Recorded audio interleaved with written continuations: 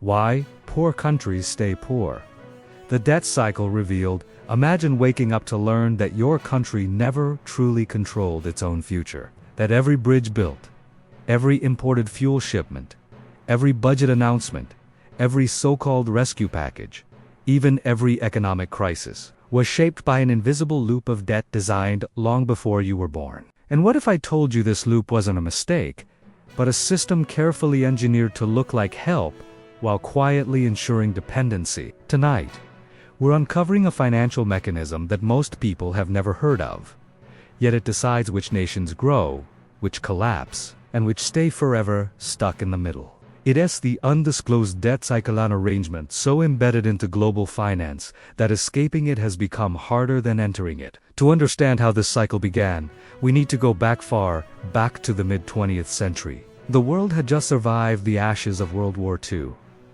Countries were devastated, currencies were collapsing, and global trade needed a lifeline. Institutions emerged, promising stability, cooperation, and financial discipline. Loans were offered to rebuild economies, encourage development, and bring emerging nations into the global market. But hidden inside those agreements were conditions, monetary policies that had to be followed, spending cuts that had to be imposed, interest rates that could strangle growth, and repayment terms that gave lenders extraordinary leverage. Here's where the twist begins. These loans were marketed as opportunities, gateways to modernization. Roads, dams, power stations, and industrial projects were financed. Politicians praised them.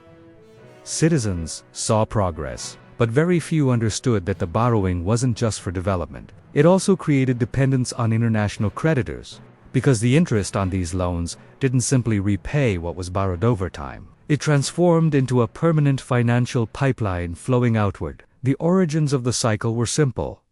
Nations needed money to develop. The rise came when global lenders realized they could shape entire economies through the conditions they attached. And then came the breaking point. By the 1970s and 80s, many countries realized they were paying more in interest than they had ever borrowed. Their currencies weakened. Their governments tightened spending. Essential services suffered while debts grew. The loans that were meant to build prosperity instead locked countries into a loop. Borrow, repay. Borrow, a geet cycle deeper than the last. When the breaking point hit, the fallout was brutal. Nations entered what was politely called structural adjustment. In reality, it meant cutting public spending, privatizing national assets, reducing subsidies, and shifting economic power from the government to foreign investors. The cost of survival became austerity. The cost of austerity became political instability. And the cost of instability became another round of loans. And the most painful part, even when countries implemented every demanded policy, their economies rarely escaped the debt. Because the cycle wasn't just financial, it was structural. Currencies weakened relative to the dollar, commodity prices fluctuated.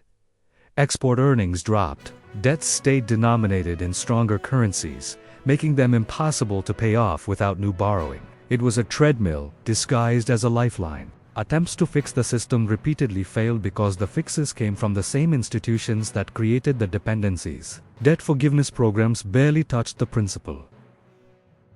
Rescheduling payments only extended the cycle. Development grants were too small to make a difference. And new loans marketed as solutions simply reset the trap with fresher paperwork. Now let's look at today. The cycle didn't disappear, it evolved. Modern debt dependency hides behind new names: development financing, stabilization funds, emergency assistance, infrastructure guarantees, and climate-related loans. But the mechanics remain the same. Nations borrow in stronger currencies. They repay in weaker ones. Their exports can't keep up. Their budgets crumble. Their external obligations grow faster than their GDP. And the world keeps calling this support. Here is a shocking pattern. More than half of developing countries today spend more on external debt payments than on healthcare. Many pay interest 3 to 5 times greater than what they invest in education. Some nations owe more today than they did 20 years ago, even after repaying many times their original loan amounts. The cycle didn't just continue, it intensified. Take a look at the repeating pattern across continents. A crisis hits, currency falls. A bailout is offered. Conditions are imposed. Public spending is cut. Growth slows. Another crisis appears. More borrowing follows. Each loop tightens the dependency. The nation never reaches stability, not because it's incapable, but because the system is designed to keep it one crisis away from needing more debt. And this isn't limited to low-income countries. Even advanced economies now face rising interest burdens, downgrades, and reliance on global lenders. Debt has become not just an economic tool, but a geopolitical instrument, one that shapes alliances, influences elections, and decides national priorities long before voters do. So what can we learn from all of this? First, a nation's greatest vulnerability is not its lack of resources, the structure of the debt it takes on. The currency, the conditions, and the repayment terms matter far more than the loan amount. Second, development financed by external borrowing is not development if it creates dependency. True progress requires building internal economic engines, not renting them from abroad. Third, every debt cycle eventually reveals itself, whether through inflation, austerity, rising interest payments, or political instability.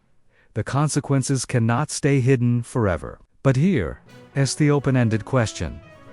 If the global debt system was built in a different era, under different power structures, with different economic realities, how long can it continue to function in a world that is rapidly shifting? And what happens when too many nations can no longer pay? If you want more deep dives into hidden financial systems, global power structures, and economic truths that almost never make it into the headlines, make sure to subscribe, drop a like, and leave a comment with the topics you want exposed next. Your curiosity drives this channel, and together, we uncover what most people were never meant to see.